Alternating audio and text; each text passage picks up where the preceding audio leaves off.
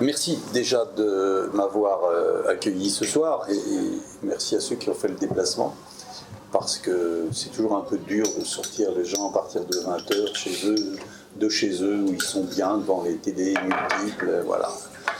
Pas toujours valorisant, mais ça c'est un autre débat. Moi je suis venu au gaullisme assez jeune finalement, puisque j'ai eu l'immense bonheur d'avoir pour père un des proches du général Leclerc, un des héros inconnus de la 2e DB, puisque mon père a fait partie du commando qui a accroché le drapeau français en haut de la cathédrale de Strasbourg,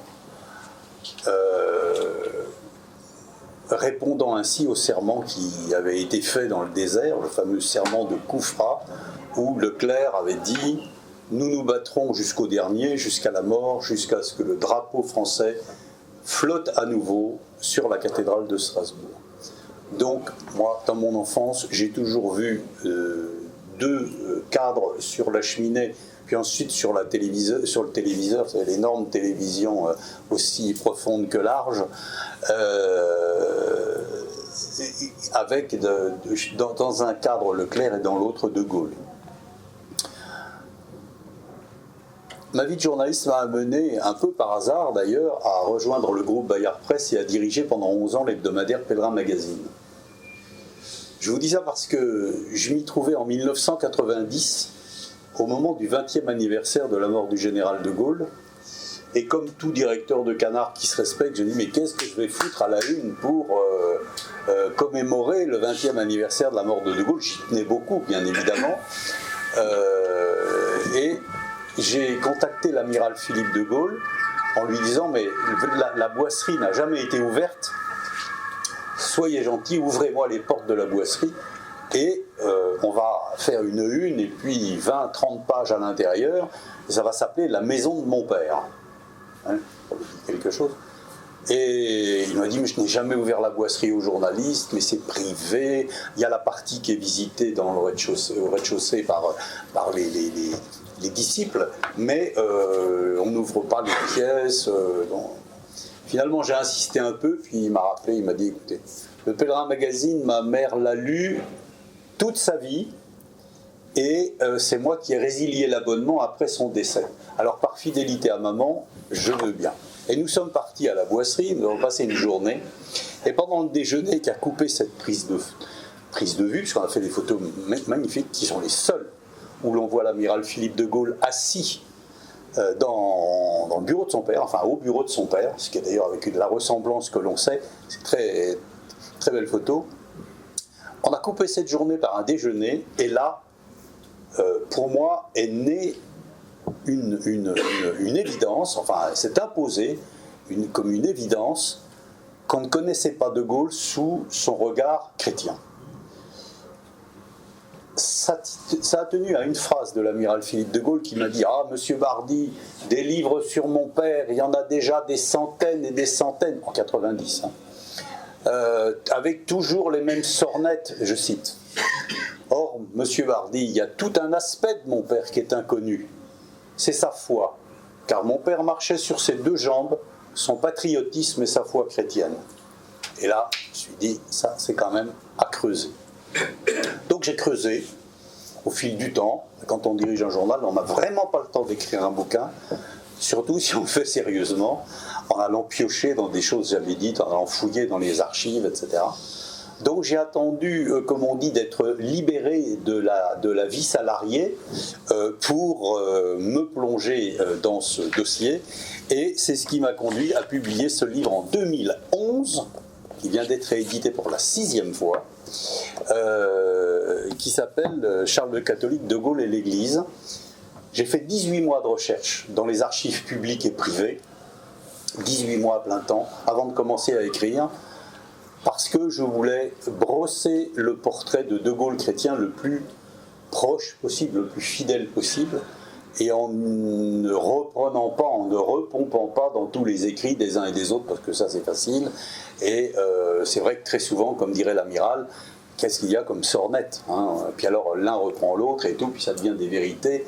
Et en définitive, quand on va à la source, quand on va dans les archives, on voit qu'on est avec des contre-vérités, des contresens historiques même. Alors oui, De Gaulle est un grand chrétien. Sa famille elle-même est profondément chrétienne. Le général de Gaulle avait un père qui était le recteur du collège jésuite de la rue de Vaugirard, et il avait une mère profondément chrétienne et aussi patriote. Et les fameuses deux jambes de Gaulle, comme dit l'amiral, c'est vraiment sa mère qui les lui a données. Non seulement elle les lui a faites un peu quand même, hein, pendant quelques mois, et ensuite pendant sa jeunesse, pendant sa prime jeunesse et son adolescence, c'est vraiment sa mère qui lui a insufflé cette force reposant sur les deux piliers que sont sa foi, que furent sa foi et son patriotisme. Jeanne de Gaulle, la mère, avait également toute une famille très chrétienne, et le père du général de Gaulle aussi. Le général avait une grand-mère, par exemple, qui avait écrit presque 50 livres de recommandations sur la foi chrétienne. C'était précepte pour une jeune mariée, une jeune mariée chrétienne.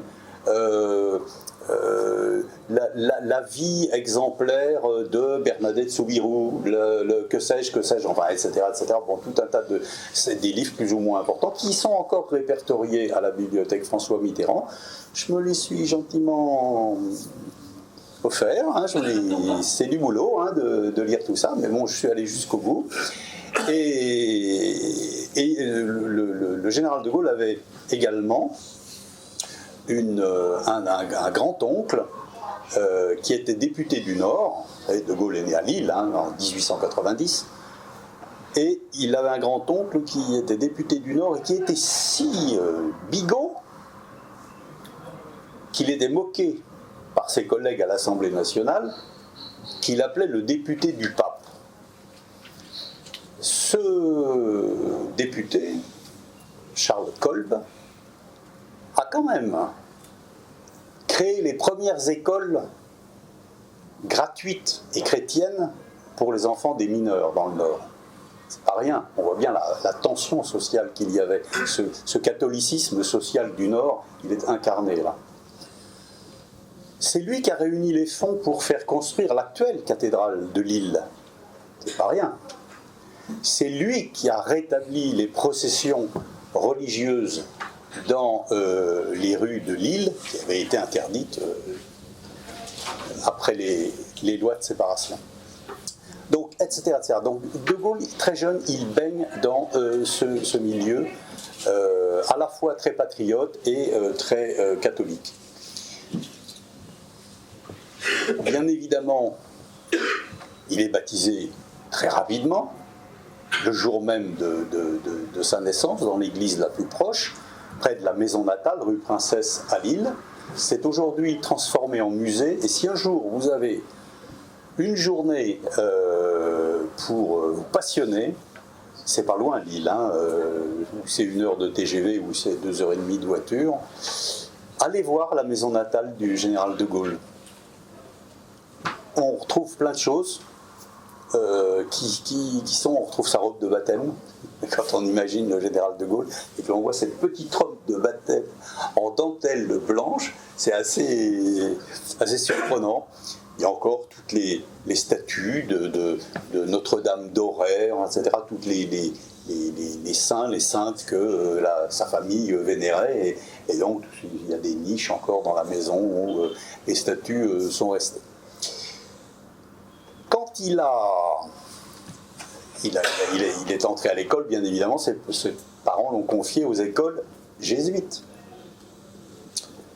Mais en 1905, les lois de séparation de l'Église et de l'État font que les jésuites sont expulsés de France, comme les autres congrégations enseignantes, et les jésuites qui enseignaient à De Gaulle sont expulsés à Antoing, en Belgique. Eh bien, son père, Henri, lui dit, Charles, vous allez suivre vos maîtres en exil. C'est-à-dire que le premier exil de De Gaulle, c'est pas 1940 à Londres, c'est 1905 à l'âge de 15 ans, avec les pères jésuites en Belgique. Et là, on sent déjà la personnalité d'un homme d'exception, quoi que l'on pense après de sa politique. On fait de l'histoire ici, on ne fait pas de la politique, c'est un autre débat. On a ce môme de 15 ans, excusez-moi, mais à l'époque surtout, on était un môme à 15 ans. Aujourd'hui, on est un adolescent, un jeune homme parfois. Et il est le meilleur du collège d'Antoing. Et selon la tradition des pères jésuites à l'époque, ça arrive encore dans certains collèges, dans certains établissements jésuites, c'est l'élève le plus brillant qui, à la fin de l'année scolaire, devant les parents réunis et le corps enseignant, le corps professoral, qui fait l'éloge de la compagnie de Jésus. Et les jésuites laissent toute liberté à l'élève le plus brillant de l'année pour faire l'éloge librement, dire ce qu'il veut, etc. Alors j'ai retrouvé dans les archives des jésuites belges le texte de De Gaulle, qui est un texte bouleversant, que je publie d'ailleurs, et qui se termine par, en substance, on dit souvent que les élèves des jésuites n'ont pas de caractère. Nous saurons prouver le contraire. Les temps sont difficiles, mais ils seront grands car ils seront pétris de nos œuvres. Il a 15 ans quand il écrit ça. Ça dit quand même beaucoup de sa façon, de sa conception, sa façon de sa maturité aussi. Général de Gaulle, avec l'Église, il a cette relation pudique.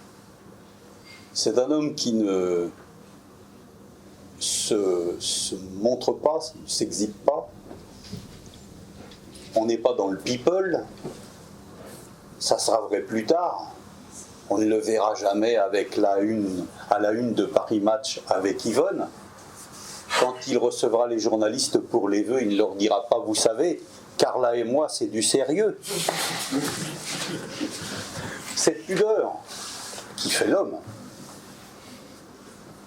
et il l'a aussi, et peut-être avant tout, avec l'Église.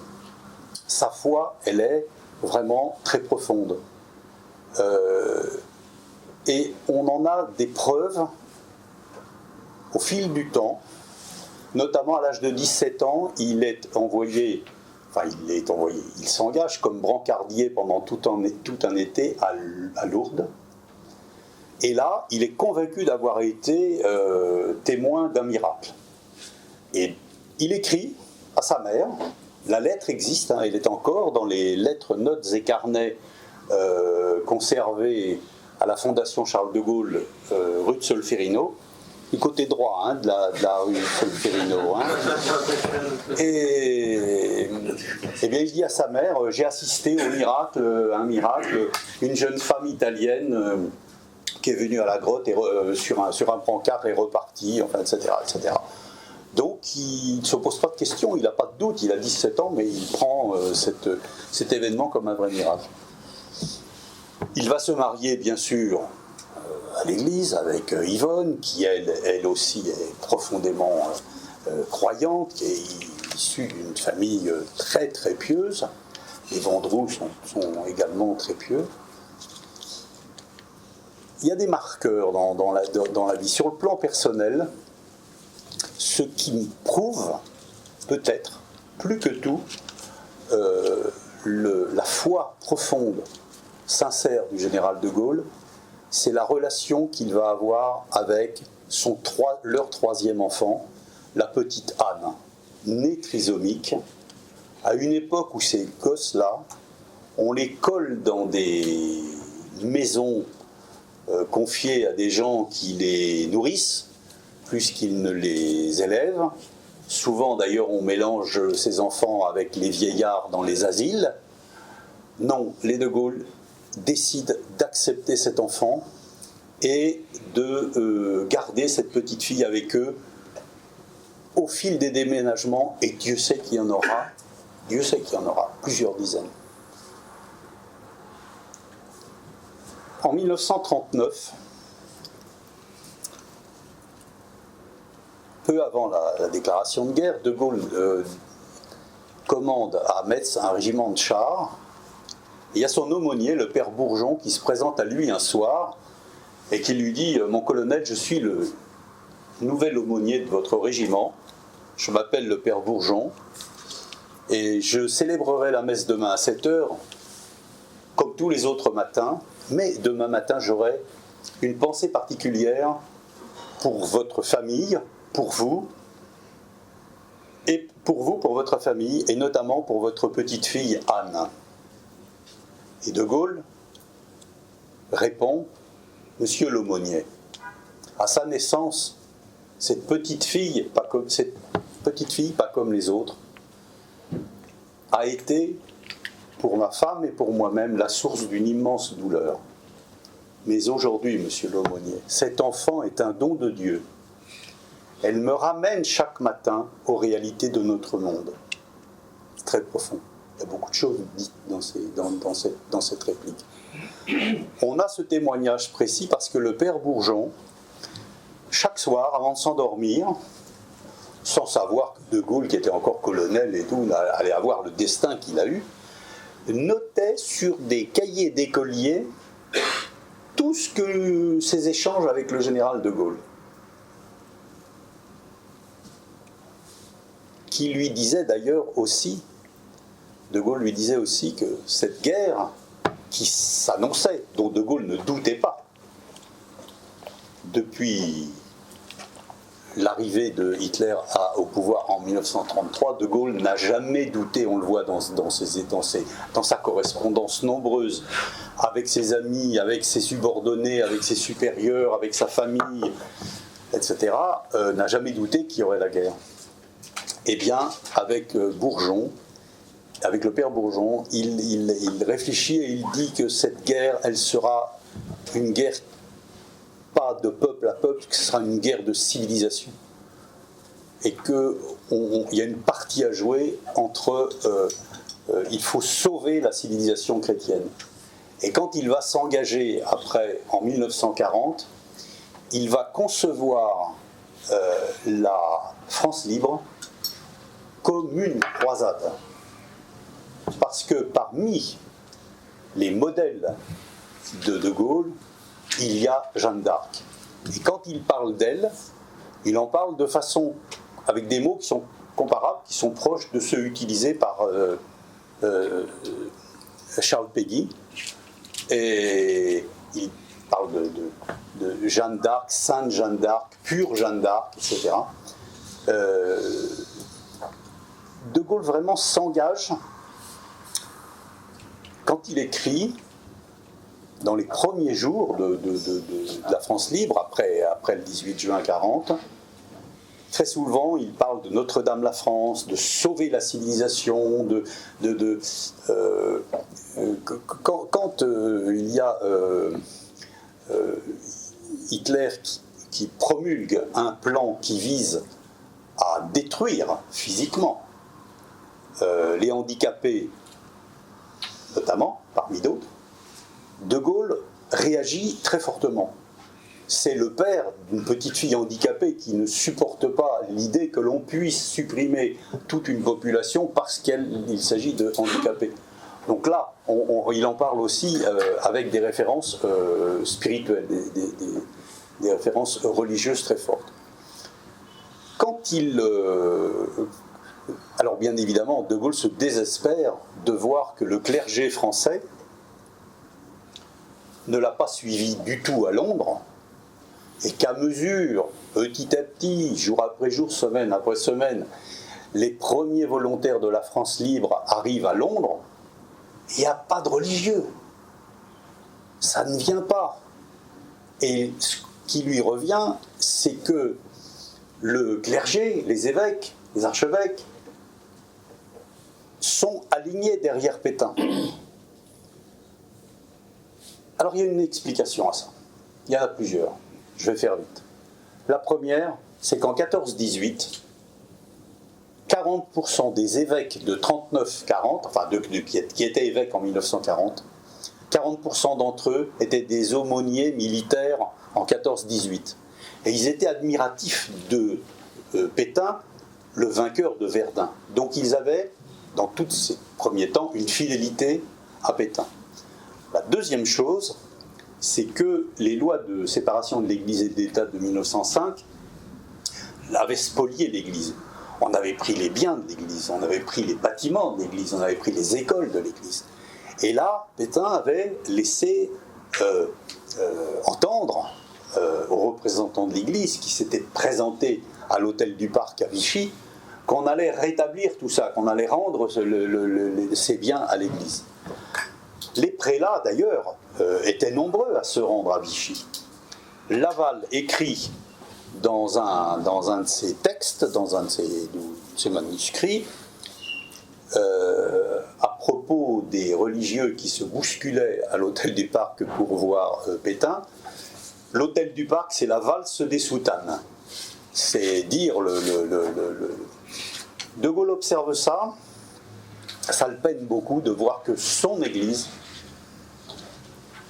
ne le suit pas.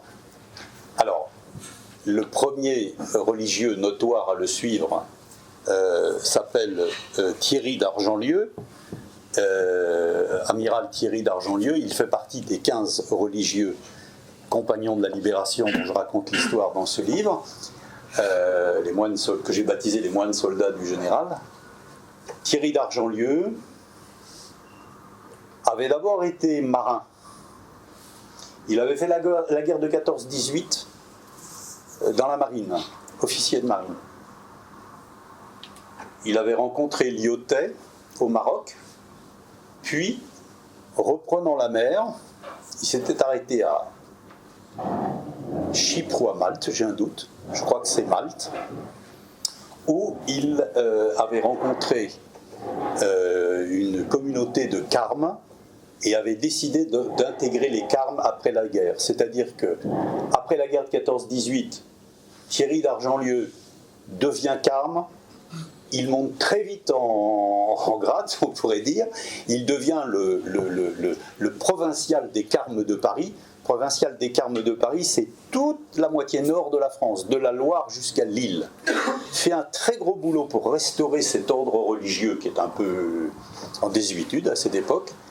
Et au moment de l'appel du 18 juin, Thierry d'Argentlieu, qui vient juste d'être mobilisé quelques semaines avant, rejoint, je ne vais pas vous raconter l'histoire de Thierry d'Argentlieu, mais dans des conditions abracadabrantesques, disait un de nos présidents, De Gaulle à Londres, en passant par Jersey avec une barque de pêcheurs, enfin, etc., etc., arrive. Et c'est le premier religieux qui se présente à De Gaulle.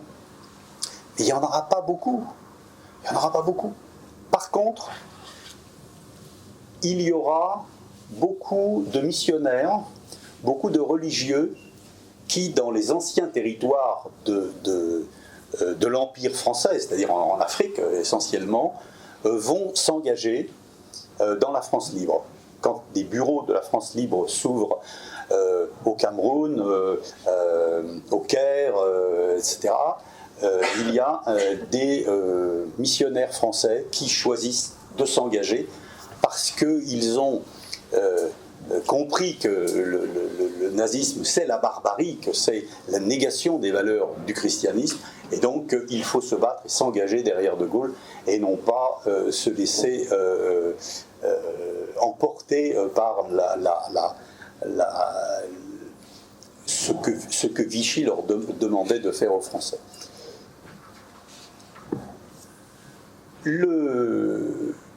Au bout de quelques mois, le général de Gaulle, revenant d'une opération maritime manquée pour reprendre l'Afrique de l'Ouest, face à Dakar, se retrouve avec le fameux père Thierry qui s'appelait d'ailleurs dans les ordres Louis de la Trinité, il se retrouve à l'hôpital, puisque Dargent-Lieu a été blessé au cours de cette opération.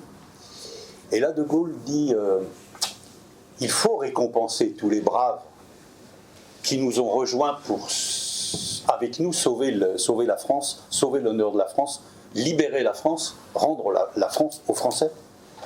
Et il faut créer un ordre, une distinction, on dirait une médaille si vous voulez, enfin une distinction pour récompenser ces gens qui se sont déjà engagés et qui se battent courageusement.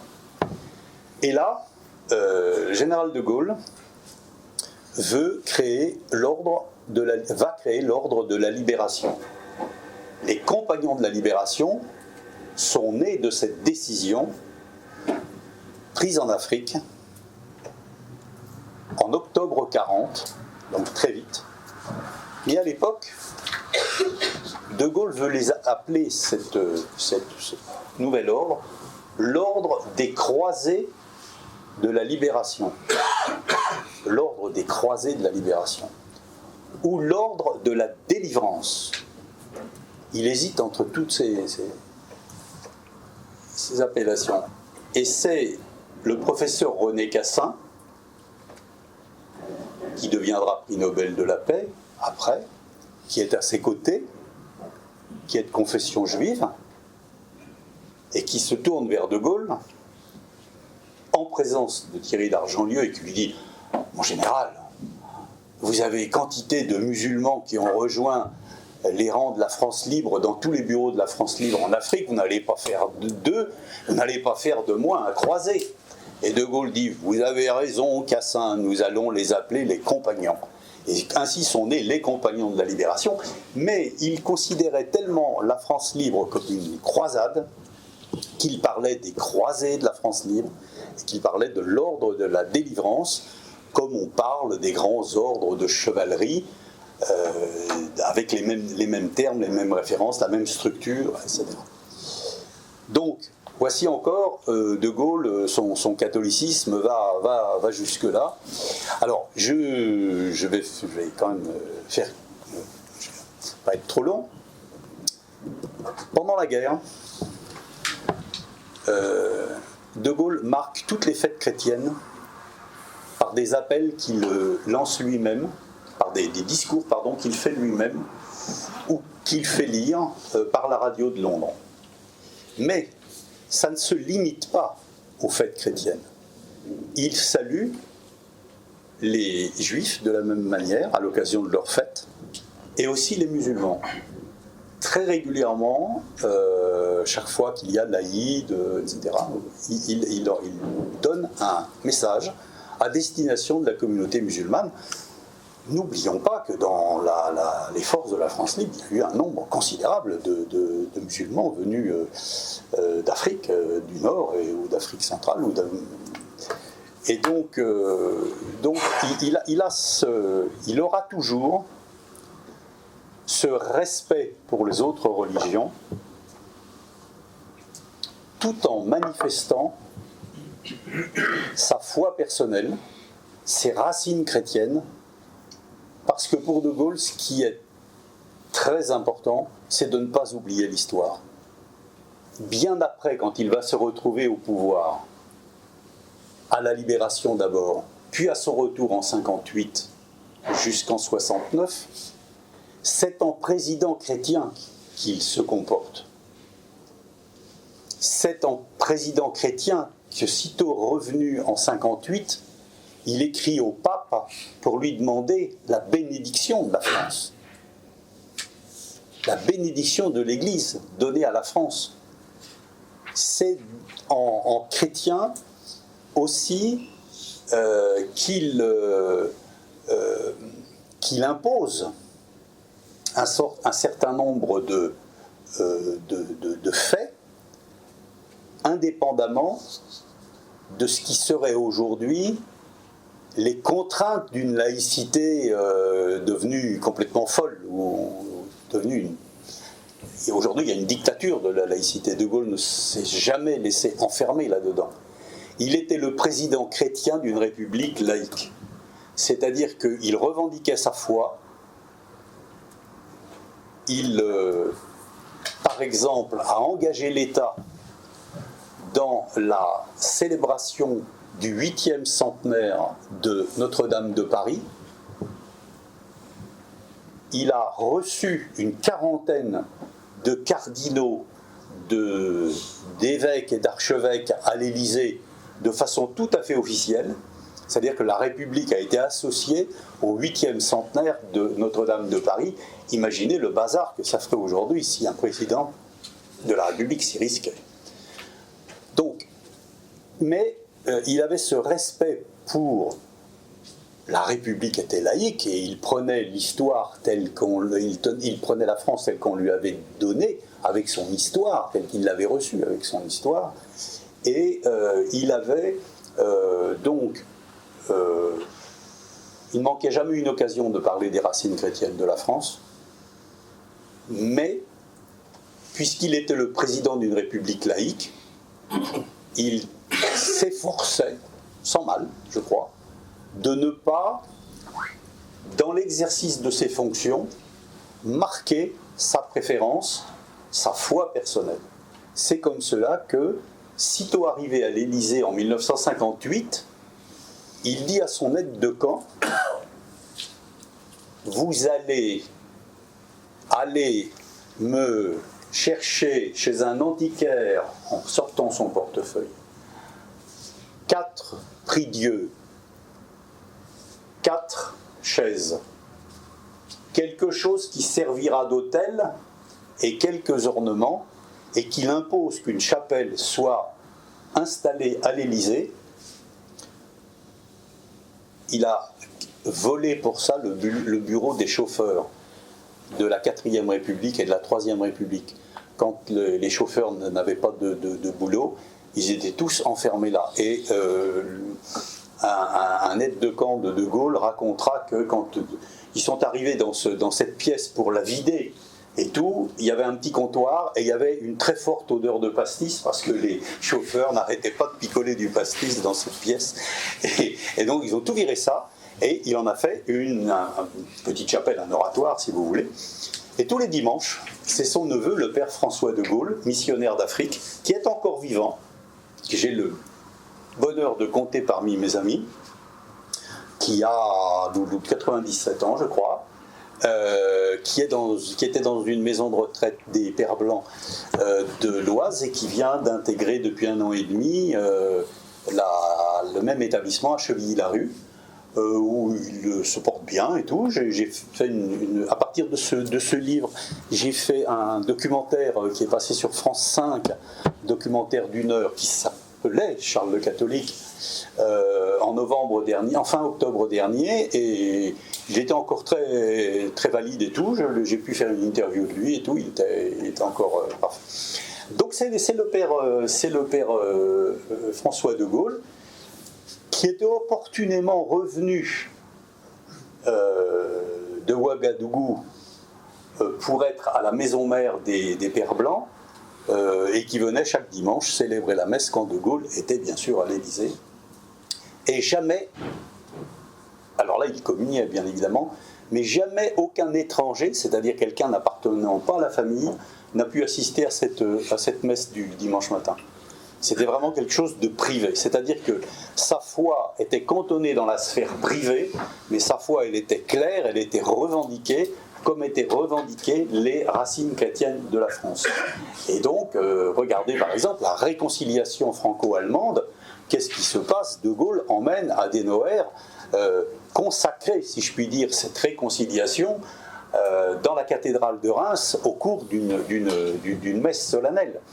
Et d'ailleurs, Konrad Adenauer, qui était chrétien, est venu avec sa Bible, et De Gaulle est arrivé les mains nues. L'Allemand a communié, De Gaulle est resté à son prie-dieu. Parce qu'il voulait absolument être inattaquable sur cette façon d'incarner toute la France, qui n'était pas que chrétienne. Donc, vous voyez, il y a bien une... Par contre, il y a 4 reprises, ainsi que le disait tout à l'heure Pierre-Yves, parce que j'étais en train de le mettre dans le désordre, Pierre-Yves, il a communié seulement à 4 reprises publiquement, mais toujours à l'étranger et toujours en donnant des raisons claires, des messages politiques. Il communie à Varsovie pour soutenir le clergé polonais qui résistait beaucoup à l'oppression communiste. Il fera la même chose à Saint-Pétersbourg pour des raisons comparables. Il communie à Québec-Ville, en mémoire des missionnaires français qui avaient mis le pied à terre les premiers sur le Québec. Et la quatrième fois, c'est à Constantinople, enfin à Istanbul, en mémoire des chrétiens d'Orient, on va dire, pour aller vite, avec une pensée pour ceux qui souffrent aujourd'hui. Voilà, donc il y a tout ça chez De Gaulle. Il y a cette filiation, là, on peut dire, de la France vis-à-vis de l'Église, cette relation exceptionnelle qu'il a avec le pape, avec les papes. Il fait 3 voyages officiels au Vatican. Il est reçu, avant même d'être revenu au pouvoir en France, il est reçu avec les honneurs que l'on accorde au Vatican au plus grand. Il tient d'ailleurs à mettre, je raconte dans Charles le Catholique, qu'il a même, dès 1958, à la mort d'un pape, il a imposé son candidat comme pape. Jean XXIII, le pape Jean XXIII, qui avait été nonce apostolique à Paris en 1944, a été imposé par De Gaulle. Je raconte comment, à peine revenu au pouvoir en 1958 pour régler l'affaire algérienne, De Gaulle a consacré un temps considérable, il y a beaucoup d'écrits là-dessus, très peu avaient été ouverts, pour activer tous les ambassadeurs en France en leur disant au Paraguay, au Brésil, etc. Vous connaissez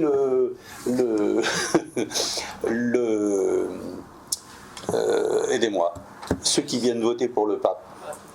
Les cardinaux, merci. Vous connaissez vos cardinaux, etc. Activez-les, demandez-lui pour voter pour Monseigneur Roncalli, parce que De Gaulle voulait, en 1958, en revenant au pouvoir, avoir un pape à sa main, notamment pour s'appuyer sur la diplomatie du Vatican qui est encore conséquente, mais qui était à l'époque particulièrement efficace.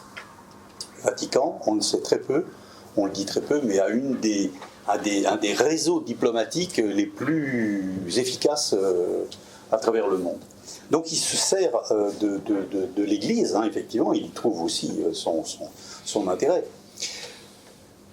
C'est ainsi qu'on pourrait continuer longtemps et sur cette foi qu'il habite et qui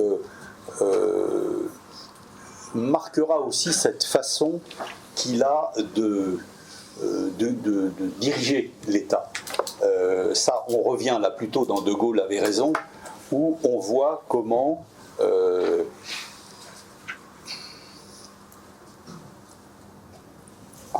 il n'hésite pas à dire les choses, sans doute que nous disons, nous ici, à propos de l'islam, des dangers que représente l'islam, ou une certaine forme d'islam, ou la façon dont on considère l'islam, ou dont on le laisse se développer chez nous. De Gaulle disait les choses très franchement. Je publie une lettre dont l'original est encore à la Fondation Charles de Gaulle, qui remonte à 1954 et qui est un échange de notes entre André Malraux et De Gaulle.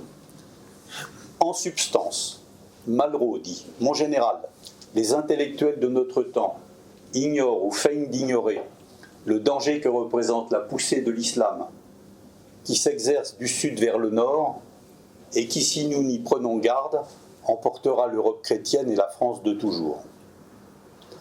À partir de ce moment-là, et j'en donne les extraits précis, puisque je dis à quel interlocuteur de Gaulle a tenu ses propos au fil du temps, à partir de ce moment-là, c'est-à-dire 1954, hein, il y a des gens qui ont vu quand même qu'il y avait un problème qui naissait.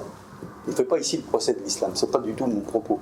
Simplement, les difficultés que nous connaissons, les tensions que nous connaissons aujourd'hui dans ce pays à ce propos, que l'on ne peut pas nier, stupide, De Gaulle les avait vraiment anticipés. Et à quantité de reprises, par exemple, je vais vous lire page 132, ce qu'il dit. Là, je reviens à Malraux, un autre texte de Malraux. Il dit « La nature d'une civilisation, écrit Malraux, c'est ce qui s'agrège autour d'une religion. Notre civilisation est incapable de construire un temple ou un tombeau. Elle sera contrainte de trouver sa valeur fondamentale où elle se décomposera. C'est le grand phénomène de notre époque que la violence de la poussée islamique. Sous-estimée par la plupart de nos contemporains, cette montée de l'islam est analogiquement comparable au début du communisme au temps de Lénine. Les conséquences de ce phénomène sont encore imprévisibles. Etc., etc. De même aujourd'hui, le monde occidental ne semble guère préparé à affronter le problème de l'islam. Il y est quand même, hein, on est... Et De Gaulle avait dit à son aumônier, je vous avais dit, hein, qu'il avait lui aussi des craintes. Alors De Gaulle, il dit, c'est très bien qu'il y ait des Français jaunes, des Français noirs, des Français bruns.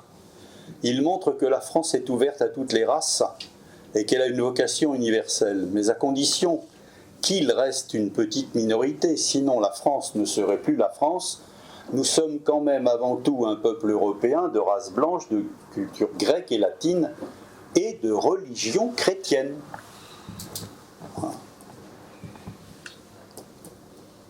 Qu'on ne se raconte pas d'histoire. Les musulmans, vous êtes allés... Ne me jetez pas de tomates si vous... Les musulmans, vous êtes allés les voir, vous les avez regardés avec leurs turbans et leurs djellabas. Vous voyez bien que ce ne sont pas des Français. Ceux qui prônent l'intégration ont une cervelle de colibri, même s'ils sont très savants. Essayez d'intégrer de l'huile et du vinaigre. Agitez la bouteille. Au bout d'un moment, ils se sépareront de nouveau. Les Arabes sont les Arabes, les Français sont les Français. Vous croyez que le corps français peut absorber 10 millions de musulmans qui demain seront 20 millions et après-demain 40 ?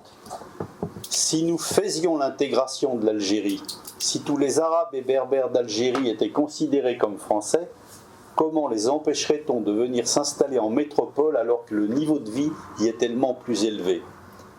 Et c'est là où il dit la fameuse phrase « Mon village ne s'appellerait plus Colombey les deux églises, mais Colombey les deux mosquées », etc. C'est-à-dire que on retrouve après dans ce qu'il dit au cours des conseils des ministres pendant le règlement de l'affaire algérienne, hein, après l'indépendance de l'Algérie.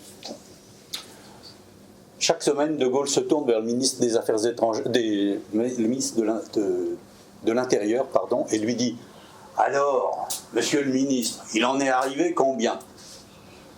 Et alors, le ministre de l'époque rentre la tête dans les épaules et lui dit « Mon général, on en attendait 2000, il en est arrivé 16 000. » Et ça se multiplie comme ça au fil des mois, les chiffres. Et au bout d'un moment, De Gaulle dit « Mais ce n'est pas possible, mais ceux qui ont aidé la France, on les connaît. Maintenant, on arrête. » Et on entend souvent parler du problème des harkis. Vous savez, les harkis qui ont pour beaucoup été abandonnés en Algérie et qui ont péri, qui ont été massacrés, ce qui n'est pas contestable. Certains se sont retrouvés prisonniers en Algérie dans ces conditions-là. Là, il y a une responsabilité politique incontestable. Moi, je ne suis pas l'avocat général de Gaulle, mais je suis passionné par le personnage, par ce qu'il a apporté, conduit et osé faire, et tout ce qu'il a fait. Mais là, il y a quand même une responsabilité. Alors, c'est un peu plus compliqué que ça. On pourrait passer 3 heures sur l'Algérie et la fin et les accords d'Évian, et qui étaient les Algériens qui ont signé les accords d'Évian, mais qui n'étaient plus au pouvoir lorsque les accords ont été effectifs. C'est très long, donc je vais passer. Le catholicisme de De Gaulle, on le retrouve aussi dans sa politique sociale. J'ai retrouvé, et je pense que ça c'est quelque chose qui n'avait jamais été, dit ni écrit, que lorsque, en 1946, quand De Gaulle quitte le pouvoir pour échapper au régime des partis qui reprennent leur tripatouillage, il entame ce que l'on appellera la traversée du désert jusqu'en 1958. Mais ça ne l'empêche pas de revenir un peu en politique, puisqu'il fonde même un parti qui s'appelle le RPF, le Rassemblement du Peuple Français, qui gagne brillamment certaines élections, notamment des élections locales, municipales, et puis aussi à l'Assemblée nationale, avant de s'effilocher. Et bien, en 1954, De Gaulle définit devant des délégués de son parti ce que sera sa politique sociale quand il reviendra au pouvoir. Dès ce moment-là, il a conceptualisé la participation, c'est-à-dire le partage des fruits, des résultats de l'entreprise entre celui qui possède le capital et ceux qui amènent leurs bras. C'est extraordinaire de voir comment il essaiera ensuite, à partir de 1958, de mettre ça en application avec les pires difficultés. Mais, et d'où tient-il cette doctrine? Il le tient des 2 encycliques publiées par les papes, une encyclique à la fin du XIXe siècle et une au début du XXe siècle. C'est-à-dire que dans son discours qu'il fait devant les cadres de son parti sur sa politique sociale, en disant qu'il faut donner plus de place aux salariés, respecter les salariés, les traiter comme des humains, ne pas se laisser envahir par le capital, par la financiarisation, par l'internationalisation de la finance, il dit tout ça, ce que nous voyons aujourd'hui. Ce que nous voyons aujourd'hui. C'est pour ça que le titre est sous-titré « Le visionnaire ». Eh bien, il puise toute cette pensée, ces convictions qu'il fait siennes, dans 2 encycliques du pape. Et dans son discours, il y a 2 passages de 10 lignes, ça s'appelle du plagiat, messieurs, dames. C'est mot pour mot ce que les papes ont dit, qu'il a copié-collé dans son discours. Donc là, il n'y a pas hésitation. C'est bien, donc, sa politique sociale, elle est bien d'inspiration catholique, chrétienne, pardon. Donc, pour terminer et répondre à vos questions, n'hésitez pas, parce que après ça je vais finir par être trop long.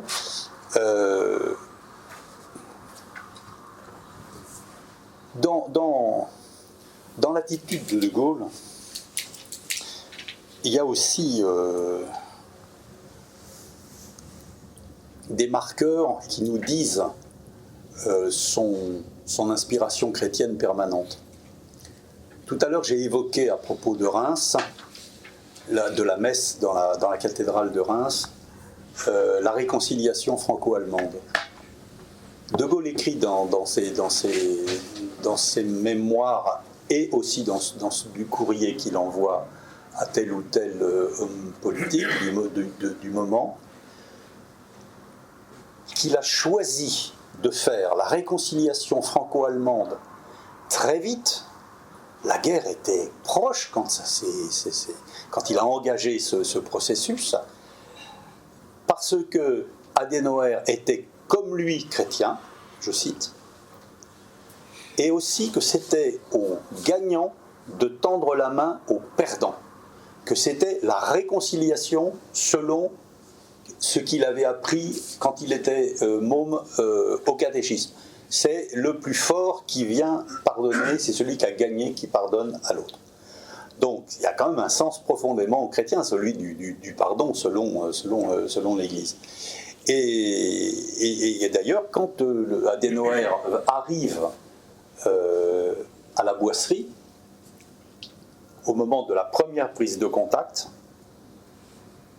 alors que De Gaulle vient tout juste de revenir au pouvoir, il sera le seul homme politique, le seul homme d'État, pardon, à être reçu à la Boisserie, dans la maison privée du général, et même à y dormir. Et il arrive, Adenauer, avec sa Bible à la main. Sur les photos, on le voit descendre de sa voiture, le chauffeur qui ouvre la portière, et on voit Adenauer, et il a sa Bible à la main. Donc, De Gaulle écrira après, dans ses mémoires d'espoir, qu'il s'agit bien de la réconciliation voulue et possible, parce qu'il s'était... il n'y avait que nous pour pouvoir le faire, deux hommes d'un âge avancé, pétris de christianisme et qui voulaient que tout ça ne recommence plus et que les générations qui suivent ne soient plus exposées à ces mortelles divisions. Donc, on peut, enfin, je ne vais pas vous raconter les 400 pages, mais ou même là, puisque je reprends beaucoup ça sur ce côté visionnaire, on peut multiplier les exemples, mais le pardon de la réconciliation me semble important. Le tiers-monde, par exemple, l'aide au tiers-monde. La France de Gaulle était le pays qui consacrait le plus gros pourcentage de la richesse nationale à aider les pays pauvres. C'est incroyable de voir ça aujourd'hui. Proportionnellement, hein, on donnait 3, 4 ou 5 fois plus aux pays pauvres, aux pays en voie de développement, à cette époque-là qu'on ne donne maintenant. Mais on donnait de façon plus efficace. Bon, et on donnait pour qu'ils se développent chez eux. Parce que quand De Gaulle voyait que les chiffres de l'immigration qui lui étaient donnés en Conseil des ministres explosaient, au bout d'un moment, il a dit « c'est fini, je veux une immigration européenne ». Il a donné à cette époque des consignes pour que l'immigration soit très majoritairement européenne. Ce qui, après lui, bon, ça y est, le problème de cet emballement migratoire qu'aujourd'hui plus personne ne sait vraiment trop gérer, il faut quand même droite-gauche confondue. On attend le Messie dans ce domaine, hein. C'est que il faut avoir le courage de prendre des décisions et de s'y tenir. Il faut avoir une colonne vertébrale.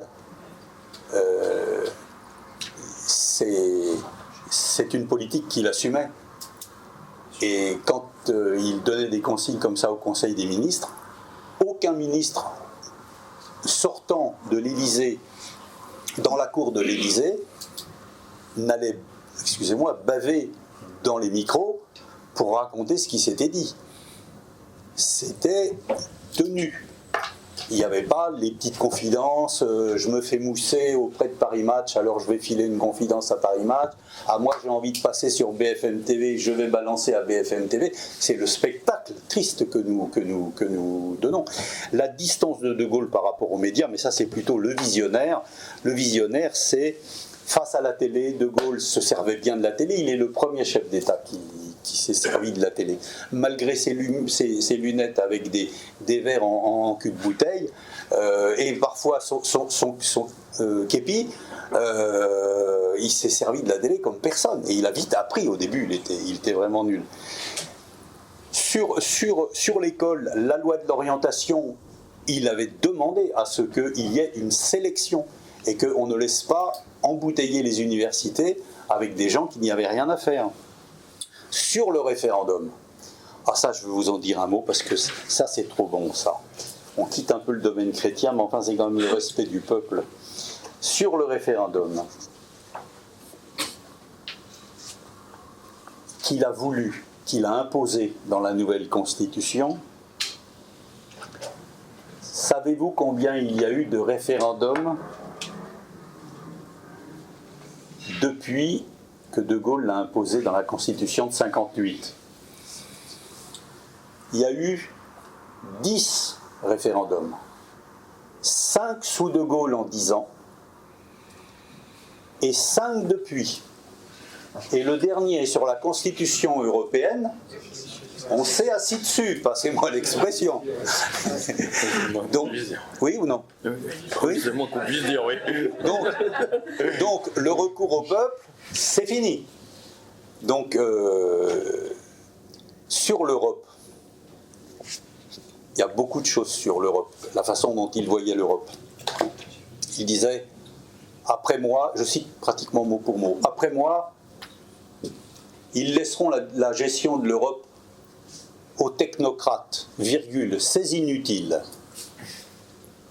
qui feront l'Europe des marchands et des banquiers, alors que la seule Europe qui vaille, c'est celle des peuples et des nations. Pas mal, hein? On est loin, hein, quand même. Hein. Mais quand les Français, si vous les laissiez voter avec des questions claires, ils réitéreraient sans doute, même sans doute un peu plus, le résultat du dernier référendum sur la Constitution européenne. C'est ce qu'ils veulent. Il ne faut pas rejeter les gens qui votent non à ce référendum dans des gens qui sont hostiles à l'Europe. Ils veulent une Europe des peuples, ils veulent une Europe des nations, ils ne veulent pas un magma technocratique, financier, etc., dans lequel on se vend complètement au marché, au pluriel. Donc, c'est tout sur la Grande-Bretagne, par exemple. De Gaulle, ceux qui liront ce livre le retrouveront, il a vraiment tout dit sur la sortie de la Grande-Bretagne de l'Europe. Il a freiné pour ne pas qu'elle rentre, parce qu'il savait qu'elle sortirait, et parce qu'il se souvenait de ce que lui avait dit Churchill à la fin de la guerre. Quand ils se bataillaient un peu tous les deux, Churchill avait dit à De Gaulle, en le regardant, « De Gaulle, chaque fois qu'elle aura à choisir entre le continent et le grand large, la Grande-Bretagne choisira le grand large. » C'est ce qui fondait la conviction de Gaulle que la Grande-Bretagne était accrochée au grand frère américain et ne jouerait jamais le jeu à fond, le jeu de l'Europe. On y est. Etc. Donc on est aujourd'hui avec, j'allais dire, ceux qui ont été élus à sa suite, je terminerai par là, et qui se sont revendiqués de lui, pour moi, sans aucune exception, ont trahi l'héritage. Sans aucune exception. Je ferai peut-être une parenthèse pour la politique arabe conduite par Jacques Chirac, qui s'est départi de la politique américaine, où là, il était plus dans la ligne gaulliste, globalement, mais autrement, tout le monde a trahi l'héritage. Et aujourd'hui, quand je fais des salons du livre, j'en fais, oui, j'ai fait 5 livres, le prochain sort le 19 avril prochain. Chaque fois que je fais des salons du livre, j'en fais beaucoup chaque année, j'en fais une trentaine à travers la France, et à peu près autant de conférences, avec 30 personnes ou 200, ça dépend des... Les gens nous disent pas, il nous faudrait le retour du général de Gaulle, on est dans l'utopie là. Ils disent, il nous faudrait un de Gaulle. Un de Gaulle. C'est pas la même chose que de dire, on voudrait que le général de Gaulle revienne, parce que chacun a des griefs envers de Gaulle. L'un, c'est généralement l'Algérie, c'est encore l'épine qui fait mal au talon du gaullisme, l'affaire algérienne. Pour plein de raisons, et notamment dans les milieux militaires français encore aujourd'hui, je peux vous assurer que la pilule n'est pas avalée. Hein. Donc voilà ce que je pouvais vous dire. En tout cas, du général de Gaulle, on peut dire qu'il a été certes un grand patriote, et il l'a montré notamment à partir de juin 40, mais il a été aussi toute sa vie largement inspiré par sa foi chrétienne, et les exemples sont multiples. Merci beaucoup.